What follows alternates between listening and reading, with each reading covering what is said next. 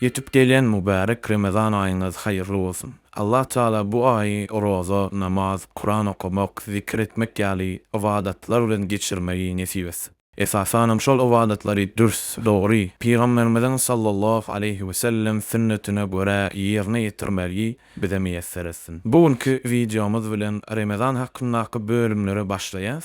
Biz haça Ramazana değişik hükümler, meseleler, şeýle hem köp berilýän soralara jogap bereriz inşallah. Ramazan sözünün asly näme? Ramazan sözü Arapça Ramad, yani güýçli, jokrama sözünden gelip çykýar. Ve edil bu ayda adamın günahları yanıp yakılıp ereyişi gözümünde tutulup bu ayı Ramazan deyip takıptırlar. Rozanın kesiyetlemesi. Arapça roza siyam deyilýär. Manisi bir zatdan saklanmagy anlatýar. Dinnek manisi hapirki ertir namazynyň wagty girenden te gün batýança roza niyeti bilen iýmekden, içmekden we belki awzatçan zatlardan saklanyp demek rozanyň iki sany esasy bar eken. Birincisi, iýüdenden te gün batýança ağız açýan zatlardan saklanmak. Munyň delili ayetde Allah Taala şeýle diýär. Siz seher çagy te sizin üçin ak sapak, ara sapakdan saýgarylýança iýin we için. Soň akşama çenni gün ýaşaýan rozany dowam edin.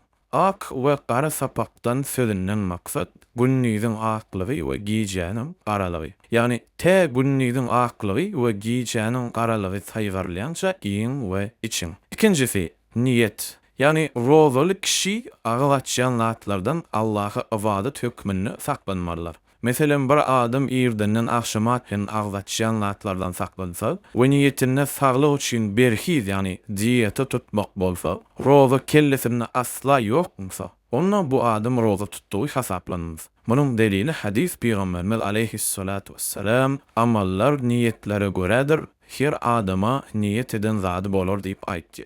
Niyet bilen bağlanşykly meseleler. Birincisi, Ramazan rozanyň niýetini her gece etmeli. Meselem, şu wagt saat günnüz 3, ertirim Ramazan. Saat 7-de hem gün batýar. Indi men ertirki Ramazanyň orazasyny şu wagt niýet edip bilemok.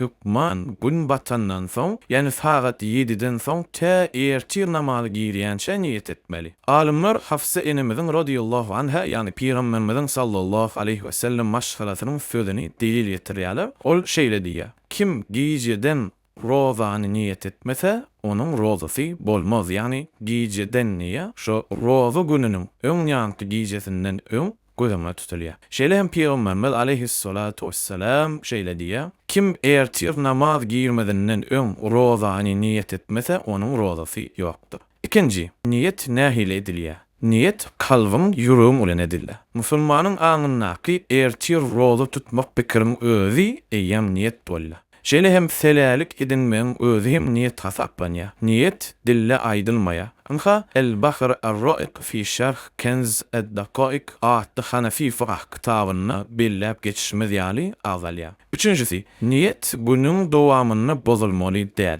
Te azatçar wagtda şenni roza niýeti dowam etmeli. Meselem, bir adam atdy suw ody. Ay bugün bolmady, men gidip suw içjek, agdymaşjak diýilen pikir kellesinden geçýär. We kuhnya meselem barýa, ýöne içilýän suw tapmaýa. İçilýän suw ýok. Soňam ay bolýa dowam ediberin, insan suw ýok kendiýär. Anha bul eýem rozasyny pozitiv hasaplanýar. Çünki suw içmese-de roza niýeti bir salymlyk bolsa-da onuň ýüreginden çykdy. Şeýdip rozanyň bir fütüni niýeti pozuldy.